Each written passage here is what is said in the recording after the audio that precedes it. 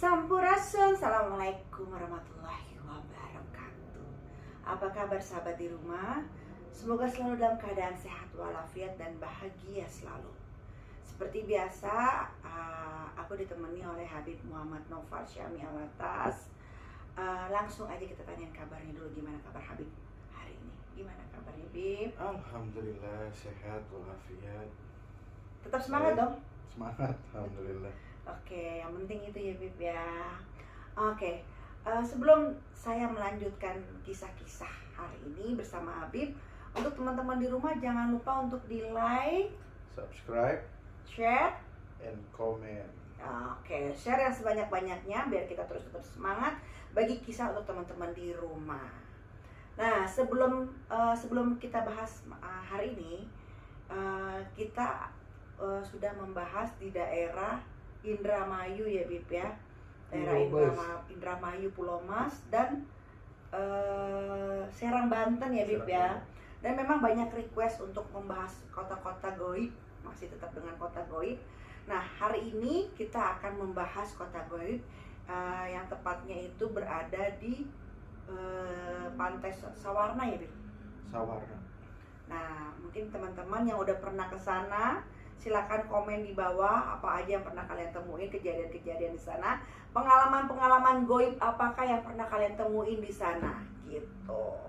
Nah, seperti kita ketahui Pantai Sawarna ya Bib, itu kan di daerah Banten ya Bib ya.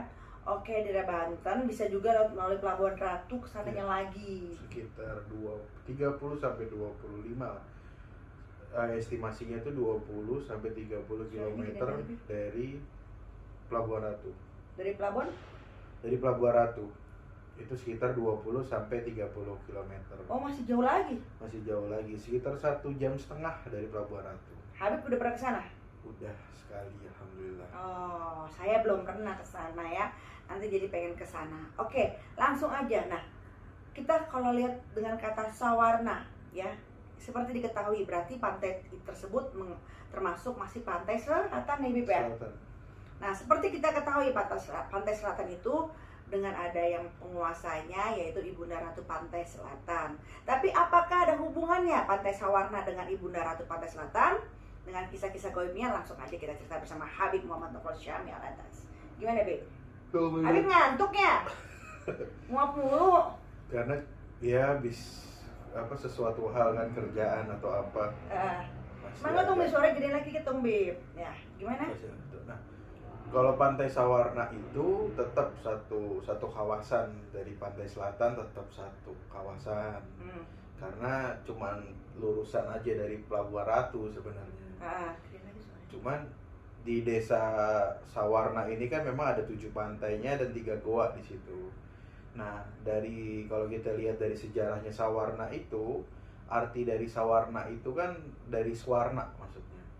Sawarna itu kan dimaksudkan saat itu adalah satu suara, atau emang di situ wilayah penduduk di Sawarna itu orang Sunda gitu loh, maksudnya satu suara orang Sunda atau berbahasa Sunda di situ di Sawarna itu. Nah, memang banyak banyak cerita-cerita dari mistiknya juga ada. Terus memang dulunya Pantai Sawarna itu adalah kan hutan. Jadi hutan, di situnya ada pantai dan belum terjamah banget sama manusia. Nah, pada sekitar tahun 2000 atau kalau nggak salah, itu ada orang Belanda di situ membabat hutan di situ untuk dijadikan perkebunan kelapa sawit.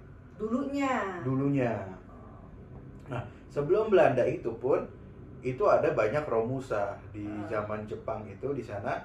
Itu di sekitar desa Sawarna itu ada tambang batu bara. Nah, banyak pekerja-pekerja paksa dari Jepang itu untuk bertambang di sana dan banyak yang mati mendadak di situ gitu loh. Jadi ibarat kata kalau dibilang desa Sawarna itu banyak mistisnya atau goibnya, ya bisa jadi karena memang banyak mayat-mayat yang cuma digeletakin aja di sana. Saat zaman Jepang saat itu. Terus berumurnya waktu di tahun 2000 dibuka sekitar 2000 atau kurang ya. nama orang Belanda itu dijadikan apa, kelapa sawit. Nah, baru dibukalah estimasi wisata Oh, di situ. jadi kesimpulannya nih Bib ya, kalau saya dengar cerita dari Habib bahwa pantai itu sebenarnya kalau ibaratnya masih pantai private ya, kalau Masih itu ya. pantai private, benar. Jadi emang belum terjamah benar-benar dengan manusia. Iya. Karena kalau kita lihat kata Habib baru mulai terjamahnya itu sekitar tahun 2000-an. Kita kurang lebih lah. Kurang Kurang lebih, lebih. ya. Nggak tahu salah atau benar, karena dari apa namanya, dari cerita-cerita warga saat saya ke Sawarna itu emang begitu gitu loh. Tapi emang benar ya teman-teman, adik saya juga udah pernah ke Pantai Sawarna karena mereka dengan teman-temannya itu ingin mencari pantai yang private, katanya yang masih bersih, yang masih belum terjamah dengan manusia, dan katanya tuh Pantai Sawarna gitu. Dan memang untuk penginapannya dulu pun juga jarang kan, hanya di rumah-rumah penduduk aja penginapan seperti itu. Nah, lanjut lagi Bib, terus gimana?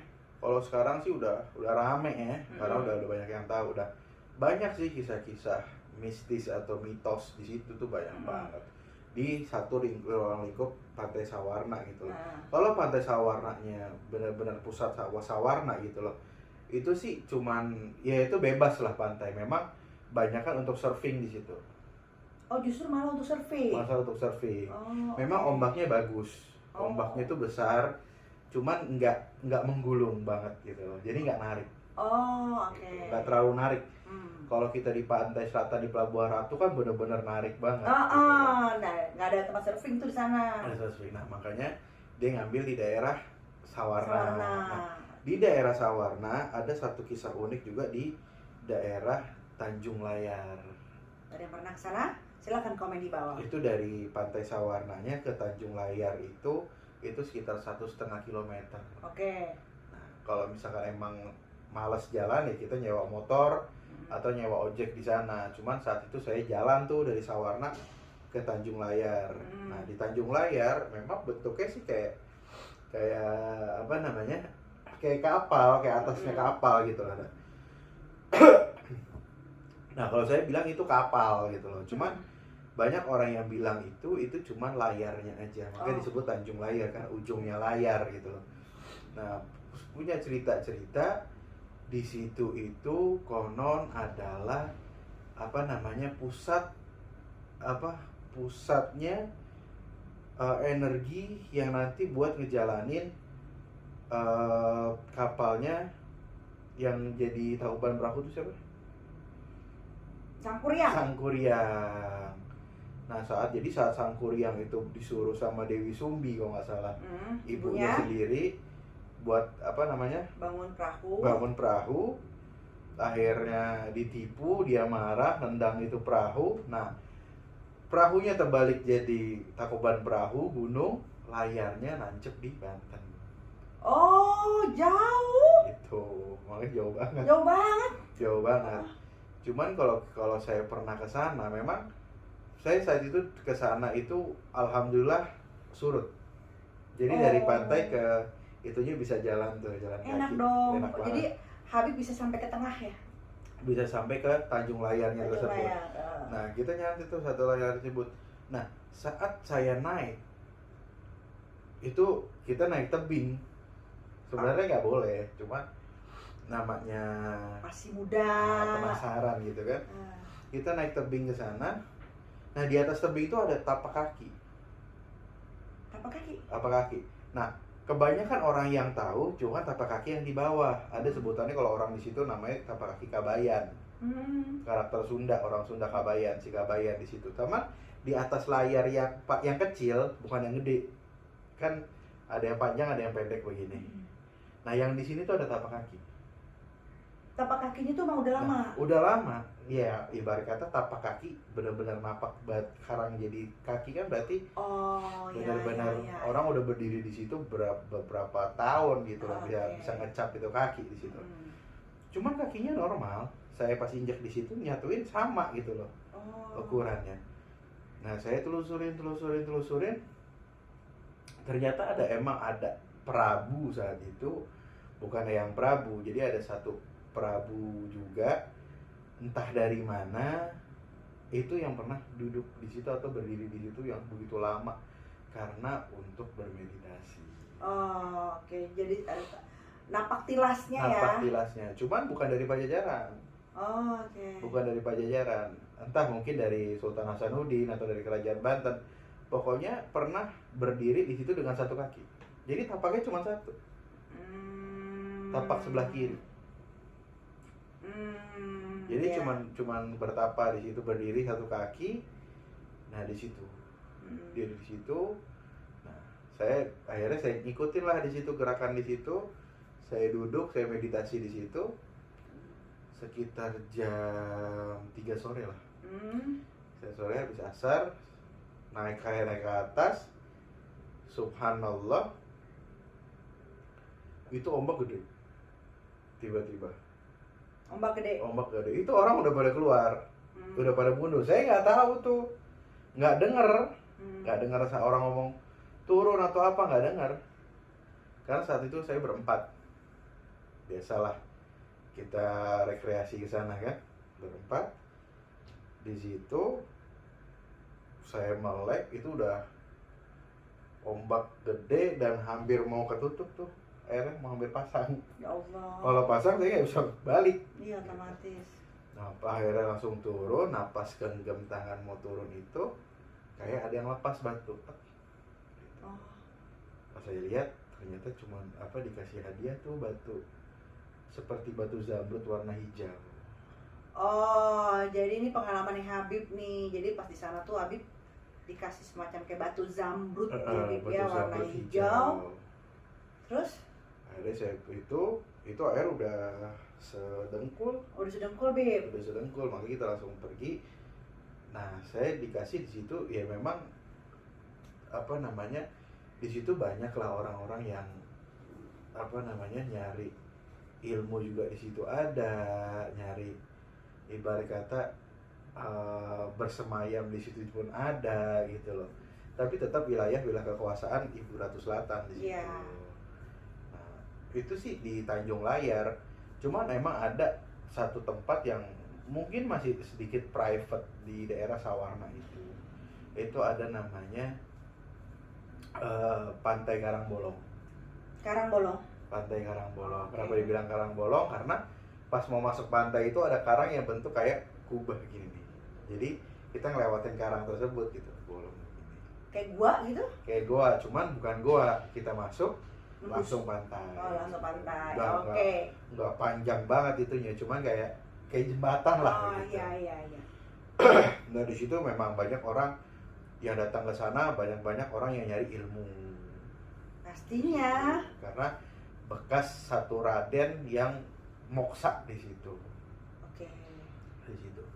Nah, ilmunya pun ilmu kedikjayaan. Kalau misalkan orang-orang Sunda bilang kedikjayaan itu adalah ilmu-ilmu untuk hidup abadi. Ya Allah, emang enak daripada abadi ya. Nah, kebanyakan orang yang nyari ilmu Batara Karang ke sana. Oh gitu. Ke Karangbolong. Itu memang ada satu pangeran yang moksa di situ. Saya lupa nama pangerannya. Okay. Pangeran Adilangga atau siapa gitu, saya lupa. Moksa di situ. Akhirnya membekas lah itu karang itu bolong saat dia moksa. Nah, banyak orang yang ngasih ibarat kata sesajen atau apa untuk buat take a gift-nya dia ilmu gitu. Oh, oke. Jadi memang di Karangbolong itu pengalaman saya juga memang sering banget buat untuk tempat-tempat perilmuan ya. Ada juga yang ilmu yang negatif atau bagaimana, kayak buat ya, karena kalau saya lihat Karangbolong itu lebih ke blorong kayaknya dulunya ya. Pinggir-pinggirannya situ gitu ya, mungkin ada yang pesugihan atau apa yang buat dimanfaatkan untuk yang mau kaya atau gimana. Bener nggak sih, Bib? Karena yang pengalaman yang saya temuin tuh kayak gitu di daerah Karangbolong itu. Loh, emang banyak yang seperti itu gitu loh. Dia bawa ibarat kata madat lah. Madat itu seperti menyan, cuman dia lembek.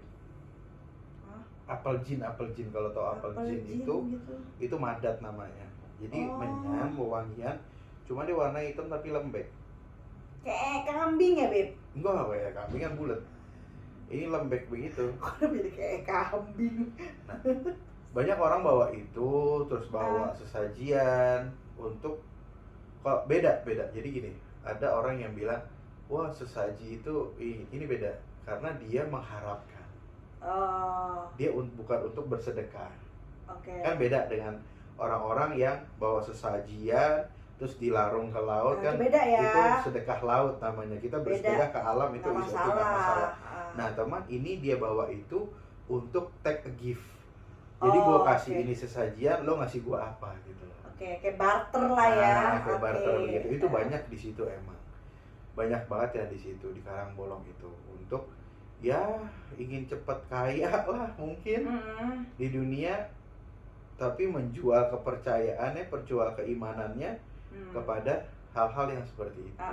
Gitu.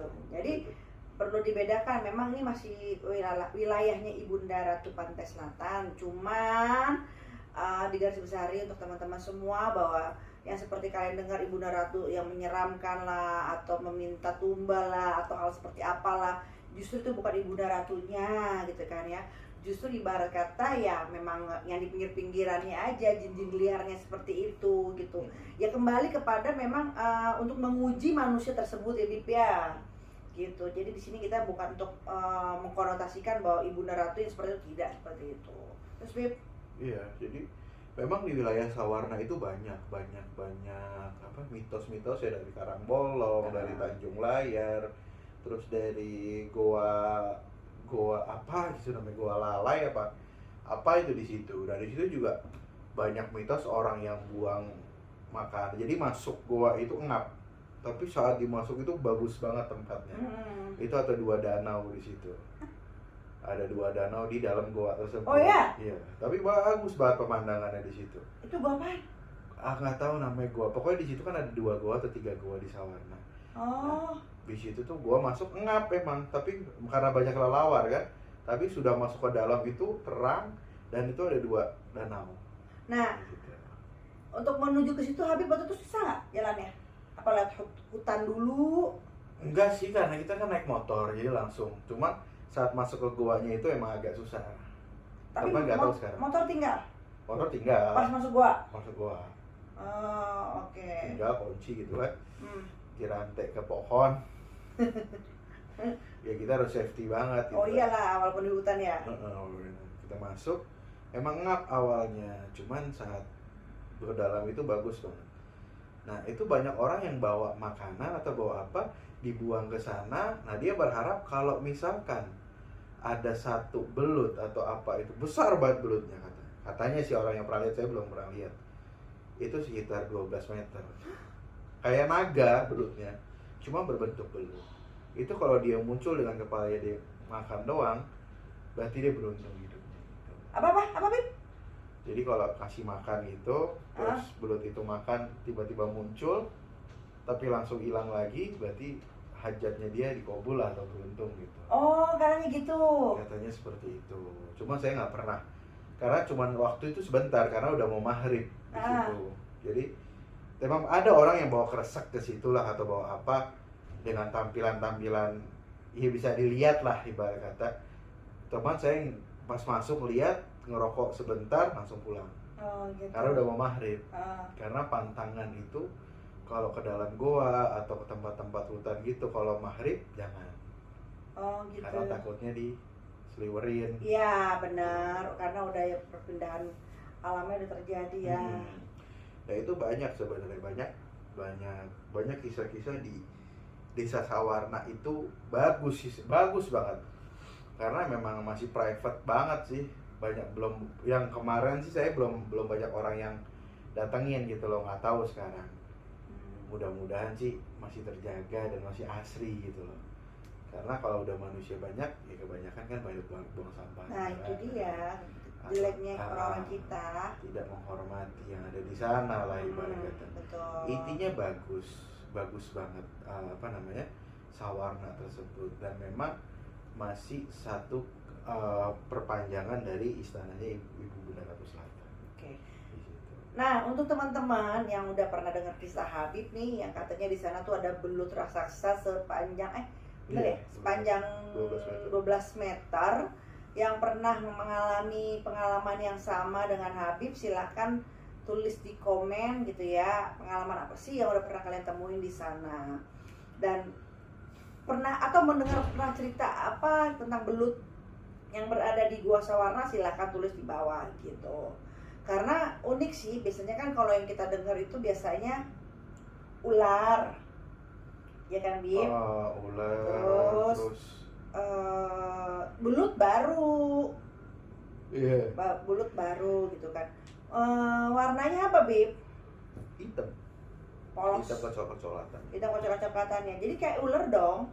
Iya, cuman belut. Cuma belut ya. Cuman belut. Berarti kan nggak bersisik dong Bib, Enggak. ya kan? Gitu. Nah tuh, jadi benar berarti belut bukannya ular gitu. Banyak banget sih sebenarnya kisah-kisah di Sawarna itu gitu loh. Memang dari perjalanannya itu kan jalannya memang, kalau dulu saya belum bagus, Oke. kita belum bagus, masih banyak, ada yang berbatu, ada yang tanah gitu loh. Cuman sampai sana kebayar lah ibarat kata. Terus ya ibarat kata lebih menghormati aja lah kalau kita jalan-jalan ke tempat seperti itu, minimal salam. Ya betul. Assalamualaikum ya sohibul wilayah, atau Assalamualaikum ya sohibul goib, atau Assalamualaikum ya sohibul wilayah, atau Assalamualaikum sohibul bed situ gitu loh.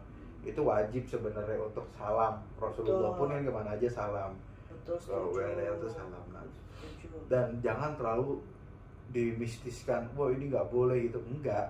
Ya memang banyak lah, kayak misalkan kita lihat di Cikidang gitu loh, kita punya pengalaman banyak di situ.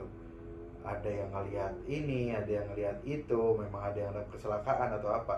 Cuman jangan nyamakan diri kita sama orang lain gitu loh. Wah gue yang bohong itu semua. Kalau gue lewat situ, ya alhamdulillah kalau kita kesana gak ada apa-apa gitu. Itu disyukuri gitu loh.